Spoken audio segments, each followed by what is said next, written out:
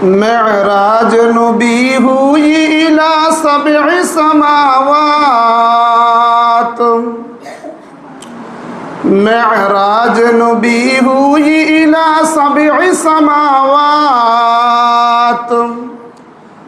आदम से इब्राहीम से भी हुई मुलाकात,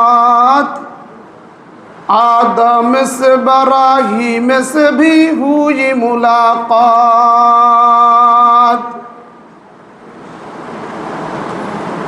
मेराज की तस्दीक से अबू बकर हो सिद्दीक, मेराज की तस्दीक से अबू बकर हो सिद्दीक।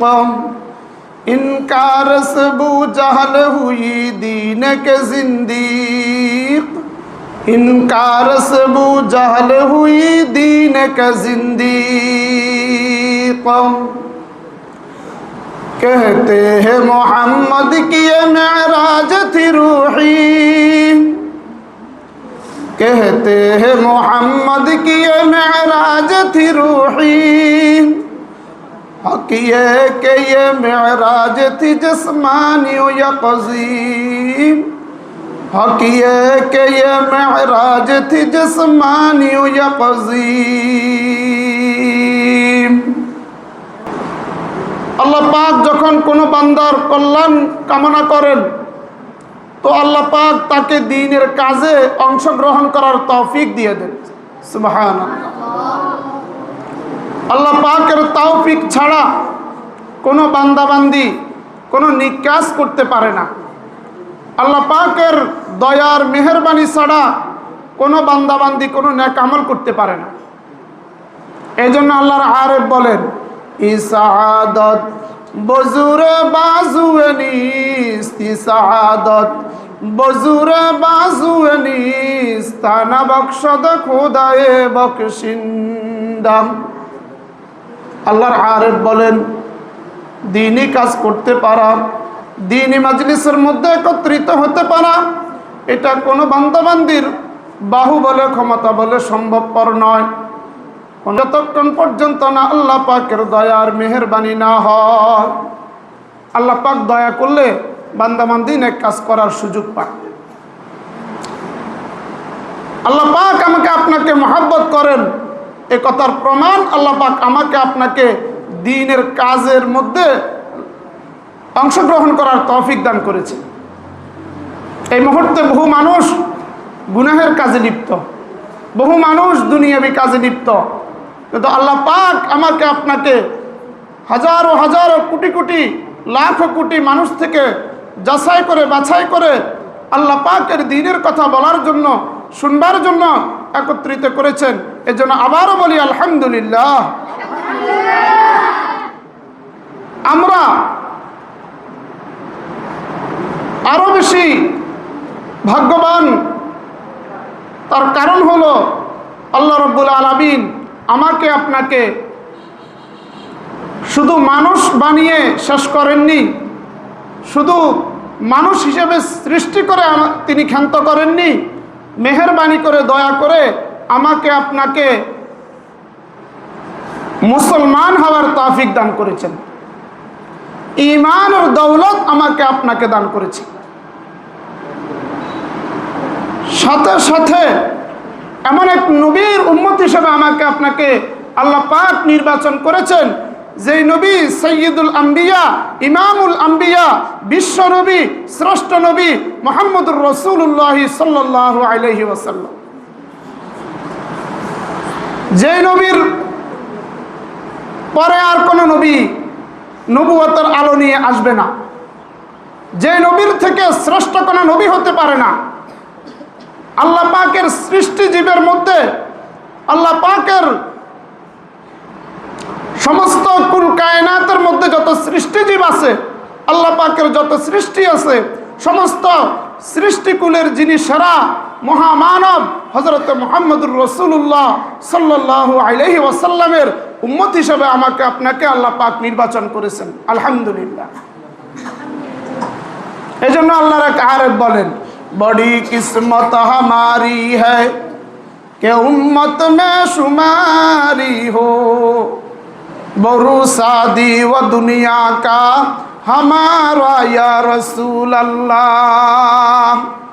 আল্লাহর আরেফ বলেন আমাদের ভাগ্য বড় ভালো, আমরা বড় খুশনসিব যে আল্লাহ পাক দয়ার মেহেরবানি করে এমন এক নবীর উম্মত বানিয়েছেন যেই নবীর আদর্শ আর তরিকার মধ্যে আল্লাহ পাক ইহকালীন শান্তি পরকালীন মুক্তি রেখে দিয়েছেন। বলেন সুবহানাল্লাহ।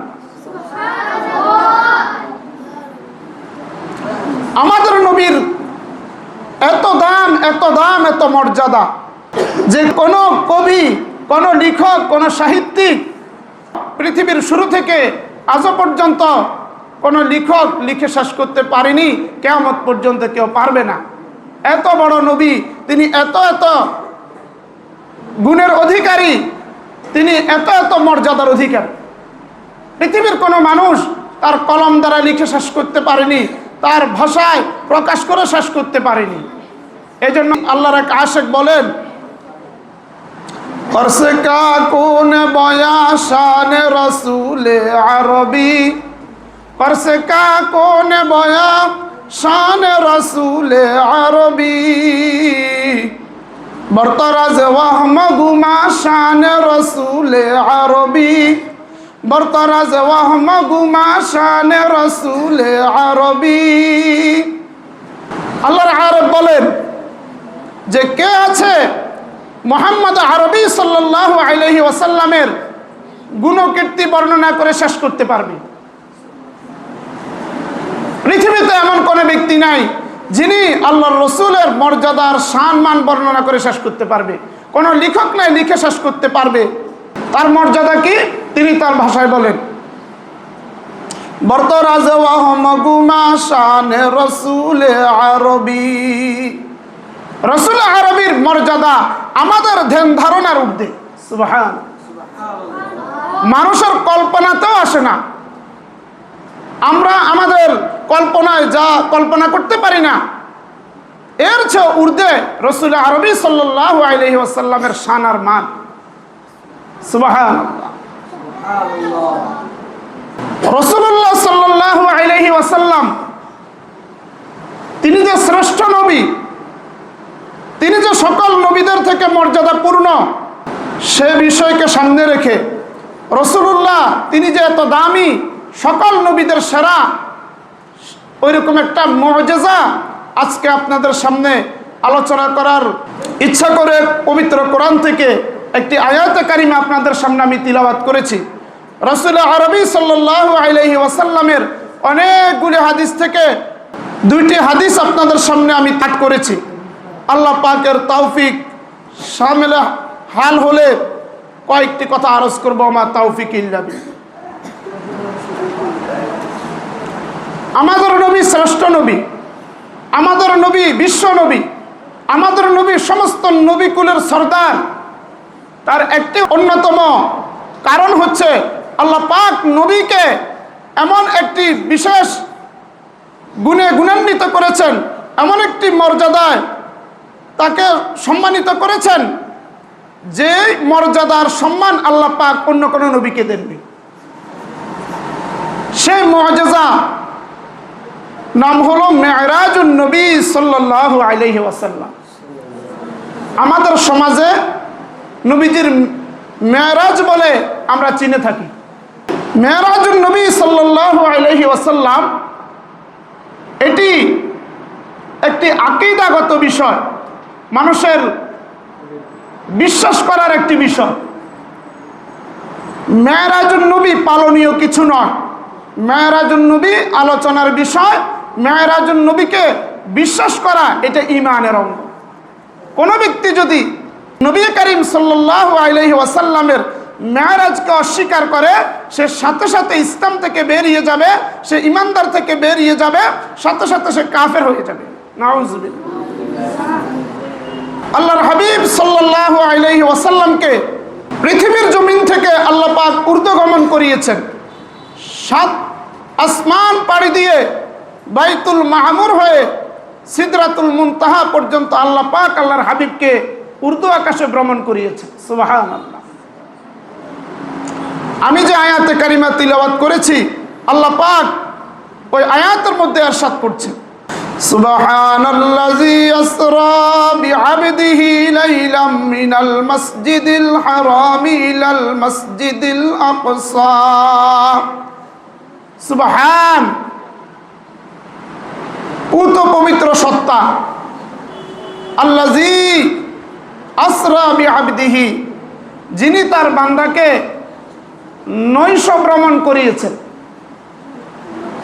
যিনি তার বান্দাকে রাত্রিকালে ভ্রমণ করিয়েছেন, মিনাল মসজিদিল হারামি ইলাল মসজিদিল আকসা।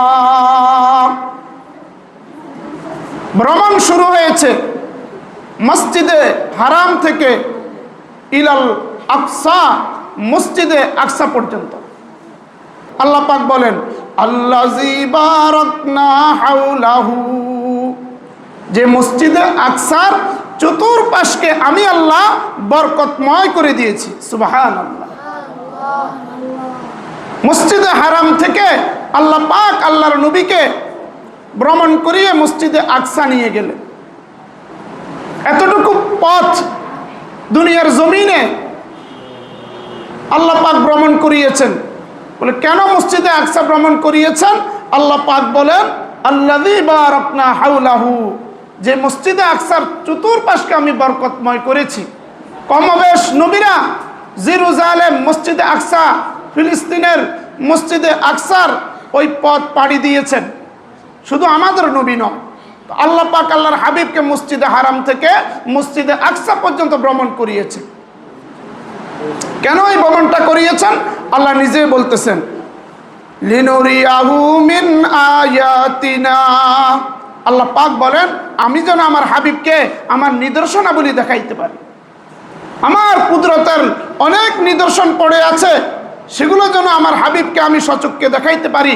এই জন্য আমি আল্লাহ রাত্রিকালে মসজিদে হারাম থেকে মসজিদে আকসা, সেখান থেকে ঊর্ধ্বগমন করিয়েছি, 7 তবক আসমান পাড়ি দিয়ে সিদরাতুল মুনতাহা পর্যন্ত আমি আল্লাহ আমার নবীকে ভ্রমণ করিয়েছি। কেন?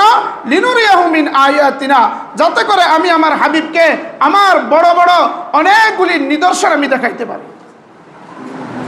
সুবহানাল্লাহ। এখন কোরআন থেকে আমরা এতটুকু জানলাম, তাহলে যে জিনিসটা কোরআন দ্বারা প্রমাণিত হলো ওই জিনিসকে অস্বীকার করা যায় না। দুইটা জিনিস আমাদেরকে পরিভাষা বুঝতে হবে, একটি হলো ইসরা আর একটা হলো মেরাজ।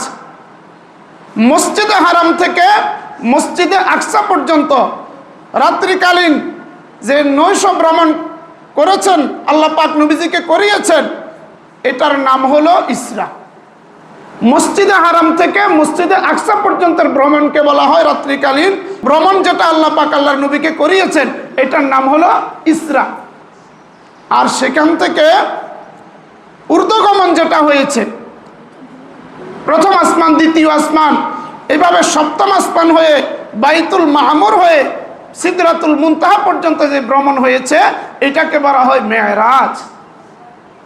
তাহলে জমিনের যে ভ্রমণ হয়েছে বাইতুল্লাহ থেকে মসজিদে আকসা পর্যন্ত, এটার নাম হলো ইসরা। আর মসজিদে আকসা থেকে প্রথম আসমান হয়ে একেবারে সপ্তম আসমান পাড়ি দিয়ে সিদরাতুল মুনতাহা পর্যন্ত যে ভ্রমণ হয়েছে সেটাকে বলা হলো মেরাজ। তো উভয়টা কোরআন দ্বারা প্রমাণিত, রাসূল আরবি সাল্লাল্লাহু আলাইহি ওয়াসাল্লামের অনেকগুলো বিশুদ্ধ হাদিসের মাধ্যমে প্রমাণিত। অতএব কেউ যদি এটাকে অস্বীকার করে সে কাফের হয়ে যাবে, সে আর ঈমানদার থাকবে না। এখন রাসূল আরবি সাল্লাল্লাহু আলাইহি ওয়াসাল্লাম বুখারী মুসলিমের মধ্যে তিনার মেরাজের বিবরণ দিয়েছেন। রাসূল আরবি সাল্লাল্লাহু আলাইহি ওয়াসাল্লাম ইরশাদ করতেছেন, আমি যে হাদিস আপনাদের সামনে পাঠ করেছি বুখারী শরীফের হাদিস, অনেক বড় হাদিস, এর অংশ বিশেষ আমি আপনাদের সামনে তিলাওয়াত করেছি, পাঠ করেছি। রাসূলুল্লাহ সাল্লাল্লাহু আলাইহি ওয়াসাল্লাম মেরাজের বিবরণ দিচ্ছে, কিভাবে মেরাজটা শুরু হলো, ইসরা শুরু হলো, ওখান থেকে কিভাবে ঊর্ধ্বগমন করলেন। আল্লাহ তাআলার রাসূল বলেন, قال رسول الله صلى الله عليه وسلم فرج عن سقف بيتي وأنا بمكة আল্লাহ তাআলার নবী বলেন, আমি মক্কাতুল মুকাররমার মধ্যে একটি ঘরে আমি ঘুমিয়েছিলাম, একটি ঘরের মধ্যে আমি ছিলাম। ফুরিজা আন সাকফি বাইতি, ওই ঘরের ছাদকে ফাঁকা করা হলো, ওই ঘরের ছাদকে ছিদ্র করা হলো। আল্লাহর নবী এরপরে বলতেছেন, ফানাজালা জিবরিল, এই ঘরে রাত্রি যাপন করতেছিলাম বাইতুল্লাহতে, মক্কার মধ্যে যে ঘরে আমি রাত্রি যাপন করতেছিলাম ওই ঘরের ছাদ ফাঁকা করা হলো। ফানাজালা জিবরিল, তখন হঠাৎ করে জিবরিল আমিন আমার কাছে অবতরণ করলেন, আমার কাছে নেমে আসলেন। এখন জিবরিল আমিন তো আমাদের নবীর কাছে জীবনে এক দুইবার আসেননি। ইতিহাসের কিতাবে, তারিখের কিতাবে লেখা রয়েছে আমাদের নবীর কাছে মুহাম্মদুর রাসূলুল্লাহ সাল্লাল্লাহু আলাইহি ওয়াসাল্লামের কাছে জিবরিল আমিন তার পুরো জিন্দেগিতে 24,000 বার এসেছেন। সুবহানাল্লাহ। এখন 24,000 বার আগমন করেছেন জিবরিল আমিন। 24,000 বারের মধ্যে এইবার ছাড়া অন্য সময় তো তিনি স্বাভাবিক দরজা দিয়ে এসেছেন, তিনি তো ছাদ ফাঁকা করে আসেননি। অতএব বুঝাতে চাচ্ছেন আজকে ছাদ ফাঁকা করে আসার দ্বারা বুঝাতে চাচ্ছেন যে আজকে স্বাভাবিক কোনো ঘটনা ঘটবে না, আজকে অস্বাভাবিক একটি ঘটনা ঘটবে, অলৌকিক একটা ঘটনা ঘটবে, যেটা স্বাভাবিক মানুষের চিন্তা চেতনা ধরা পড়বে না, মানুষের স্বাভাবিক চিন্তা চেতনা বুঝে আসবে না। এমন একটি অলৌকিক ঘটনা ঘটতে যাচ্ছে, একটি মহা মুজিজা আল্লাহ পাক রাসূলুল্লাহকে উপহার দিচ্ছেন। আল্লাহর নবী বলেন, জিবরিল আমিন আমার কাছে আসলেন, আসার পরে ফাফারাজা সাদরি, অন্য বর্ণনার মধ্যে আছে জিবরিল আমিন এসেছেন, এসে আমাকে বাইতুল্লাহর চত্বরে আমাকে নিয়ে গেলেন হাতিমে কাবার কাছে। নিয়ে যাওয়ার পরে ফাফারাজা সাদরি, জিবরিল আমিন সহ তার আরো কিছু সহযোগী ফেরেশতা সেখানে ছিল আগের থেকে। আল্লাহ পাক জিবরিল আমিন এবং তার সহযোগী ফেরেশতাদেরকে দিয়ে আল্লাহর হাবিবের বক্ষ মুবারককে বিদীর্ণ করালেন। তিনি বলেন, ফাফারাজা সাদরি, জিবরিল আমিন আমার বক্ষকে বিদীর্ণ করলেন, বুককে ছিঁড়ে ফেললেন, খুলে ফেললেন। যেটাকে আমাদের বর্তমান দেশে আমরা বলে থাকি ওপেন হার্ট সার্জারি, যেটাকে আমরা বলে থাকি। পৃথিবীর ইতিহাসে সর্বপ্রথম যার ওপেন হার্ট সার্জারি হয়েছে তিনি একমাত্র আমাদের নবী, বিশ্ব নবী মুহাম্মদুর রাসূলুল্লাহ সাল্লাল্লাহু আলাইহি ওয়াসাল্লাম।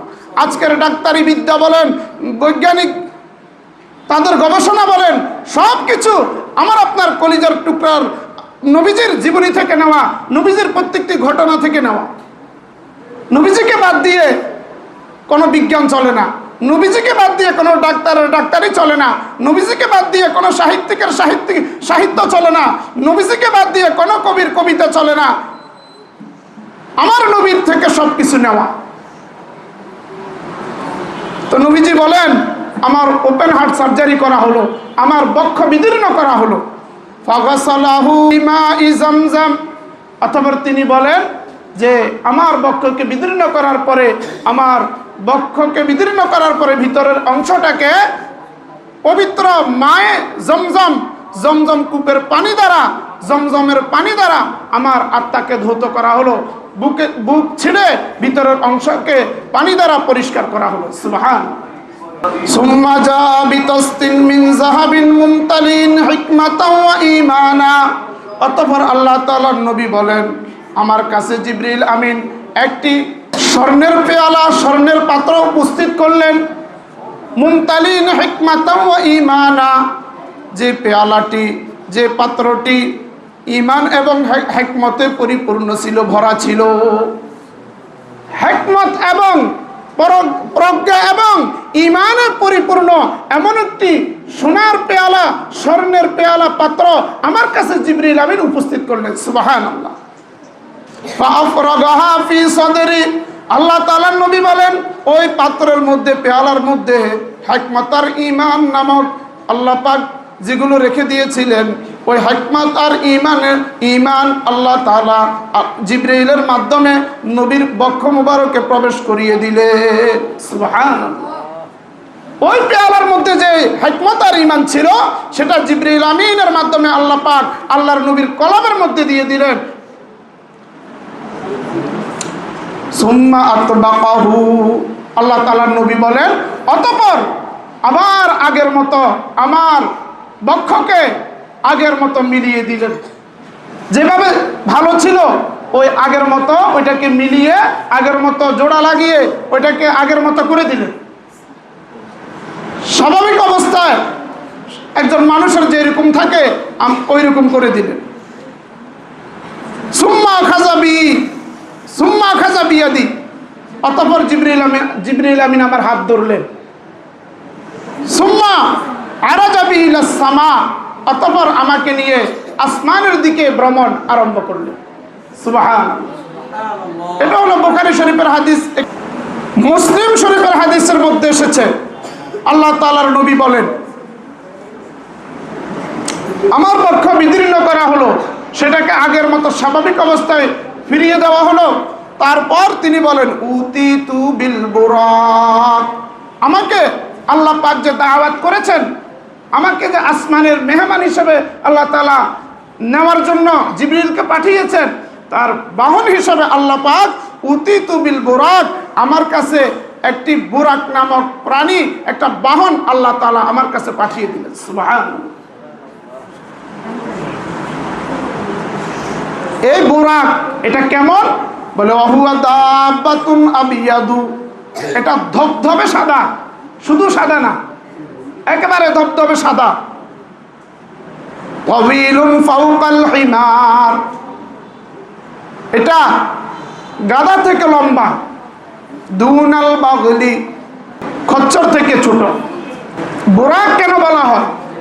বুরাক বলা হয় বারকুন শব্দ থেকে। বারক শব্দের অর্থ হলো বিজলি। এই বুরাক নামক বাহনটা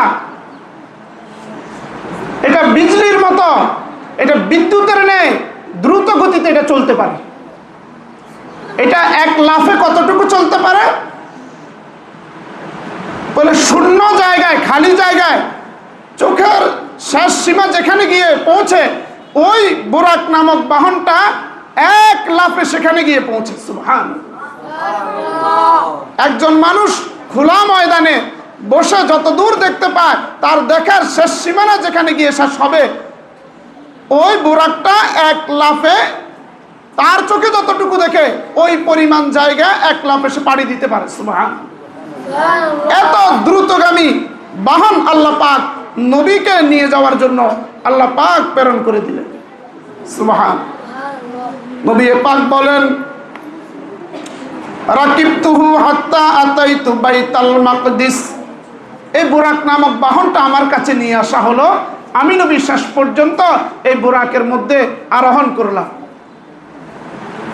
হাত্তা আতাইতু বাইতাল মাকদিস, যে পর্যন্ত আমি সেটাতে আরোহণ করে আমি বাইতুল মুকাদ্দাস মসজিদে আকসাতে এসে আমি উপস্থিত হয়েছি। ফারাবাতুহু বিল হালকাতিল্লাতী কানা ইয়ারবিতু বিহিল আম্বিয়া, এখন মসজিদে আকসাতে আসার পরে আমি আমার যেই বুরাক নামক প্রাণী, যে বাহন যেটা আছে, এটাকে আমি ওই খুঁটির সাথে বাঁধলাম। সাধারণত যে খুঁটির সাথে অন্যান্য আমার পূর্বের যে নবীরা ছিল, তারা ভ্রমণ করে আসলে তাদের পশুটাকে, তাদের বাহনটাকে যে খুঁটির সাথে বাঁধতেন, আমি নবী সেই খুঁটির সাথে আমার বুরাক নামক বাহনটাকে বাঁধলাম। এরপরে আল্লাহ তাআলা নবী বলেন, ফাদাখালতুল মাসজিদা, অতঃপর আমি নবী মসজিদে প্রবেশ করলাম। আমি মসজিদে প্রবেশ করলাম। এই মসজিদের নাম কি? মসজিদে আকসা। বাইতুল্লাহ থেকে ভ্রমণ শুরু হলো, বুরাক নামক বাহনে করে বাইতুল্লাহ থেকে ভ্রমণ করে মসজিদে আকসায় গিয়ে পৌঁছলো। পৌঁছার পরে বাহনটাকে ওই খুঁটির সাথে বাঁধলেন, যে খুঁটির সাথে সাধারণত নবীরা সফর করে এসে তাদের বাহনকে বাঁধতেন। এরপরে নবী বলে, আমি মসজিদের মধ্যে প্রবেশ করলাম।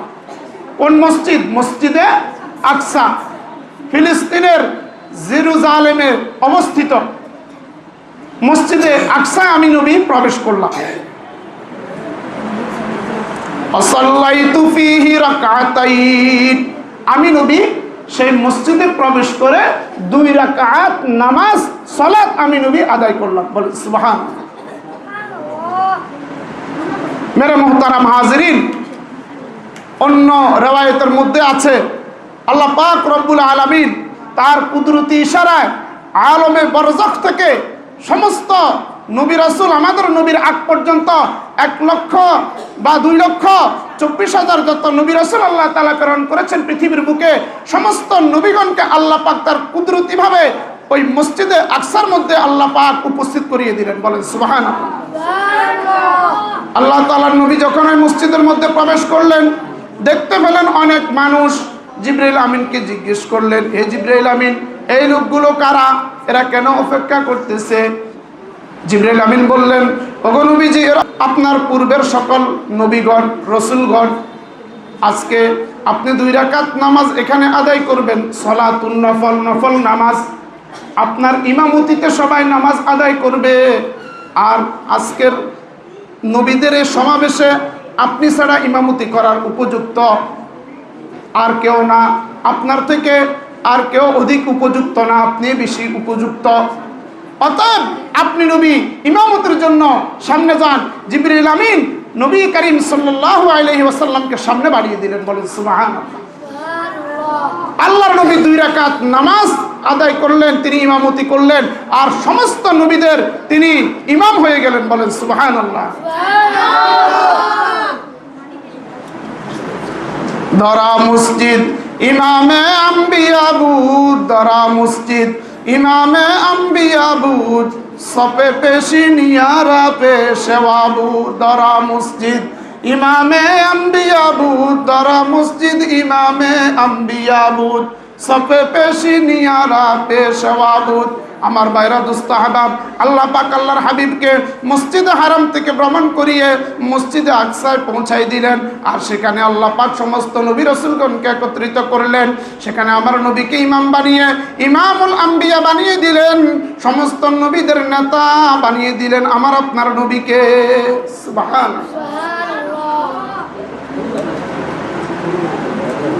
আচ্ছা ভাইরা, আমাকে বলেন, আল্লাহ পাক আল্লাহর নবীকে সরাসরি মসজিদে হারাম থেকে তো ঊর্ধ্বগমন করাইতে পারতেন। আল্লাহ পাক কেন বাইতুল্লাহ থেকে সরাসরি ঊর্ধ্বগমন না করিয়ে আল্লাহ পাক নবীকে শত শত মাইল পাড়ি দিয়ে মসজিদে হারাম থেকে মসজিদে আকসা ভ্রমণ করালেন? উলামায়ে কেরাম বলেন যে আল্লাহ পাক এই জন্যই আল্লাহর নবীকে মসজিদে আকসাতে নিয়ে গেলেন, যাতে করে আল্লাহ তাআলার উদ্দেশ্য হলো আল্লাহর হাবিবকে আজকের এই দিনে ইমামুল আম্বিয়া বানিয়ে দিবেন, সমস্ত নবীদের নেতা বানিয়ে দিবেন, ইমাম বানিয়ে দিবেন।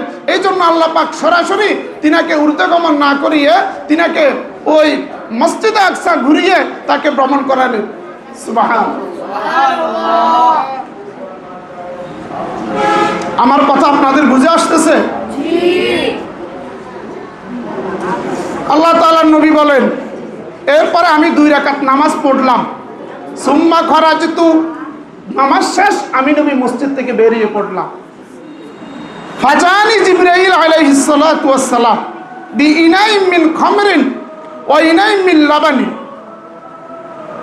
তখন আমার কাছে জিবরাইল আমিন 2টা পেয়ালা উপস্থিত করলেন। একটা পেয়ালা, একটা পাত্র মদে ভর্তি, আরেকটা পাত্র দুধে ভর্তি। দুধের এবং মদের 2টা পেয়ালা আমার কাছে উপস্থিত করলেন। আল্লাহ তাআলার নবী বলেন, ফা আখাসতুল লাবানা, আমি নবী দুধের পেয়ালাটি গ্রহণ করলাম। বলেন সুবহানাল্লাহ। দুধ পবিত্র আর মদ অপবিত্র, দুধ হালাল, মদ হারাম। আল্লাহর নবী পবিত্র জিনিস গ্রহণ করলেন, পান করলেন। তখন জিবরিল আমিন আল্লাহর নবীকে বলতেছে, ক্বালা জিবরিলু ইখতারাতাল ফিতরাতা।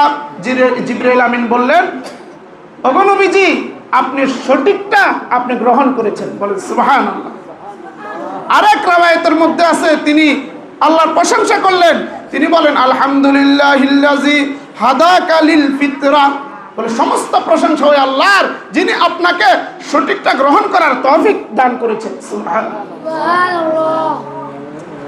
আচ্ছা, নবীজি যদি দুধ না গ্রহণ করে, দুধের পেয়ালা গ্রহণ না করে মদেরটা গ্রহণ করতেন, তাহলে আমাদের কি ক্ষতি হতো? জিবরিল আমিন বলেন, ক্বালা জিবরিলু লাউ আকাস্তাল খামরা লাগাওয়াত উম্মাতুকা। জিবরিল আমিন বলেন, আপনি যদি মদের পেয়ালা গ্রহণ করতেন তাহলে আপনার উম্মতগণ পথভ্রষ্ট হয়ে যেত, পথহারা হয়ে যেত, ধ্বংস হয়ে যেত। আপনি দুধের পেয়ালা গ্রহণ করে আপনি ভালো কাজ করেছেন, এই জন্য আলহামদুলিল্লাহ আল্লাযী হাদাকা লিল ফিতরা। সমস্ত প্রশংসা আল্লাহ, যিনি আপনাকে সঠিকটা গ্রহণ করার তৌফিক দান করেছেন। মুহতারাম হাজিরিন, সময় খুব স্বল্প। এই পর্যন্ত মসজিদে হারাম থেকে মসজিদে আকসা পর্যন্তের বিবরণ। এরপরে আল্লাহ তাআলার নবী সাল্লাল্লাহু আলাইহি ওয়াসাল্লাম বলেন, সেখান থেকে আমাকে ঊর্ধ্বগমন করানো হলো, প্রথম আসমানে আমাকে নিয়ে যাওয়া হলো। সেখানে যাওয়ার পরে ফাস্তাফতাহা জিবরিল, জিবরিল আমিন প্রথম আসমানের দারোগার কাছে, দ্বাররক্ষী ফেরেশতার কাছে অনুমতি চাইলেন। ফাকালা মান হাযা, ওই দ্বাররক্ষী ফেরেশতা, প্রথম আসমানের যিনি দ্বাররক্ষী ফেরেশতা, তিনি বলে, কে? ক্বালা জিবরিল, আমি জিবরিল আমিন। এরপরে জিজ্ঞেস করা হলো, অমান মাআকা, আপনার সাথে কে? ক্বালা মুহাম্মাদুন সাল্লাল্লাহু আলাইহি ওয়াসাল্লাম। জিবরিল আমিন বললেন, আমার সাথে মুহাম্মদ সাল্লাল্লাহু আলাইহি ওয়াসাল্লাম। তখন ওই ফেরেশতা আবার জিজ্ঞেস করলেন, কদ বুইসা ইলাইহি, যে তার কাছে কি, আপনাকে কি তার কাছে পাঠানো হয়েছে নিয়ে আসার জন্য? তিনি বলেন, হ্যাঁ, কদ বুইসা ইলাইহি, তাকে নিয়ে আসার জন্য আমাকে পাঠানো হয়েছে। পরে দরজা খুললেন, সেখানে দরজা খোলার পরে সাথে সাথে হযরত আদম আলাইহিস সালাতু ওয়াস সালামের সাথে আমাদের নবীর সাথে সাক্ষাৎ হয়ে গেল। বলেন সুবহানাল্লাহ। সেখানে যাওয়ার পরে রিওয়ায়াত দুই রকম আছে। আর রাসূলুল্লাহ জিজ্ঞেস করলেন, ইনি কে? তো জিবরিল আমিন পরিচয় করাই দিলেন যে ইনি হলেন আপনার পিতা হযরত আদম আলাইহিস সালাতু ওয়াস সালাম, তাকে সালাম করুন। তিনি সালাম করলেন।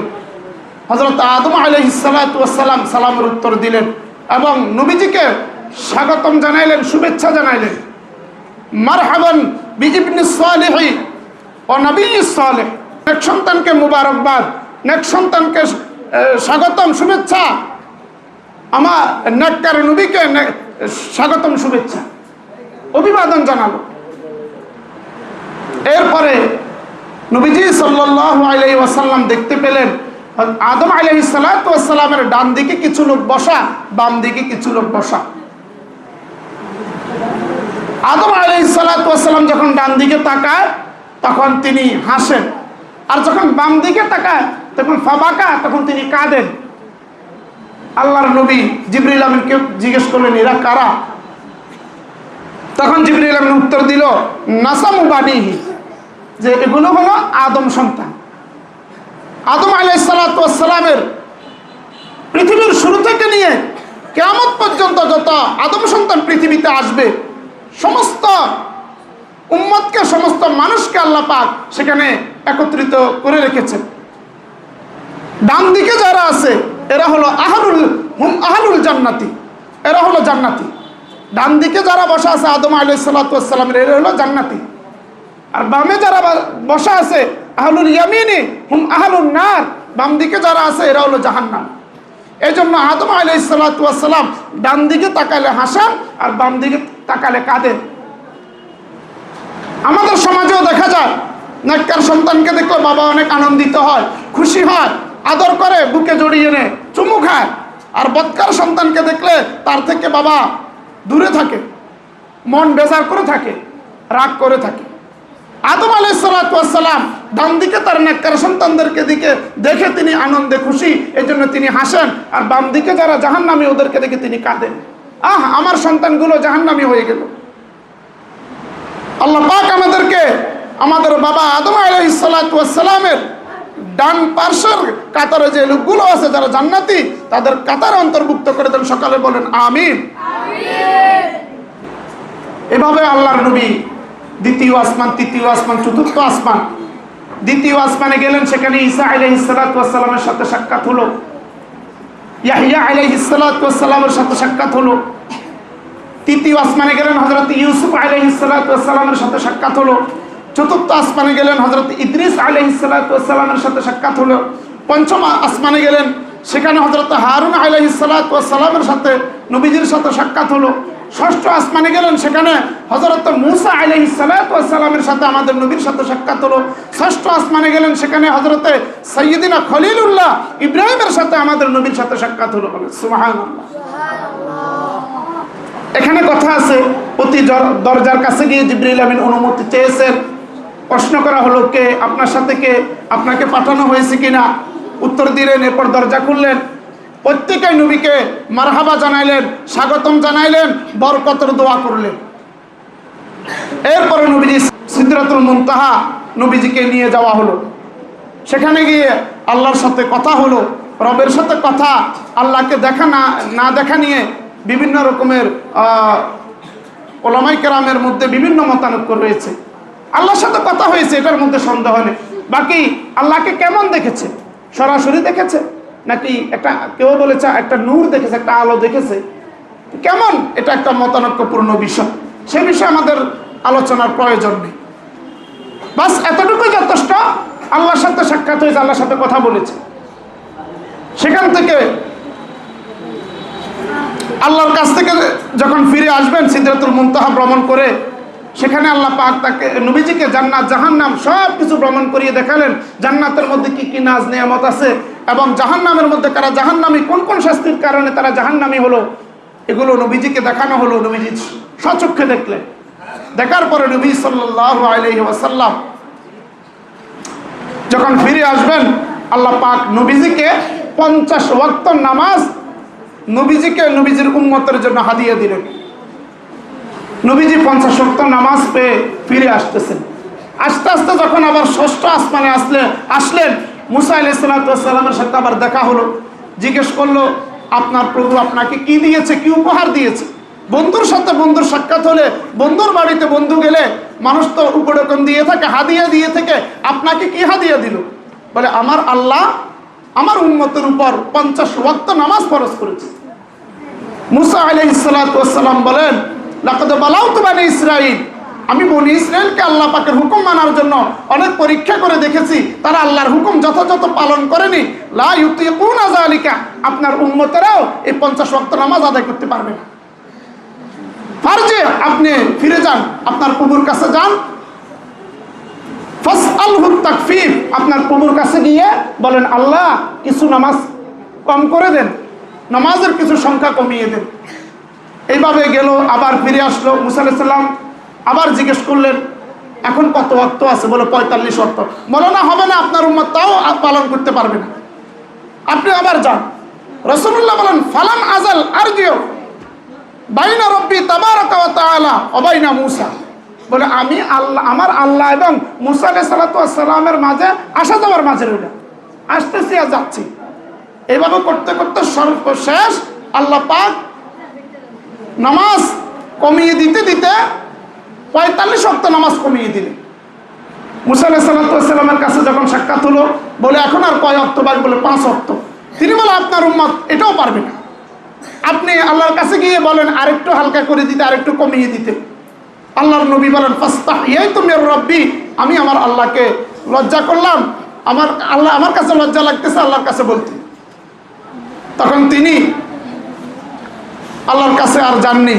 আল্লাহ পাক যখন ওই 5 ওয়াক্ত রইল, তখন বলে দিয়েছে, এই হলো 5 ওয়াক্ত, আর এই 5 ওয়াক্ত নামাজ আপনার উম্মত পড়বে। 5 ওয়াক্ত, এক ওয়াক্তের বিনিময় আমি আল্লাহ 10 ওয়াক্তের সওয়াব দিব।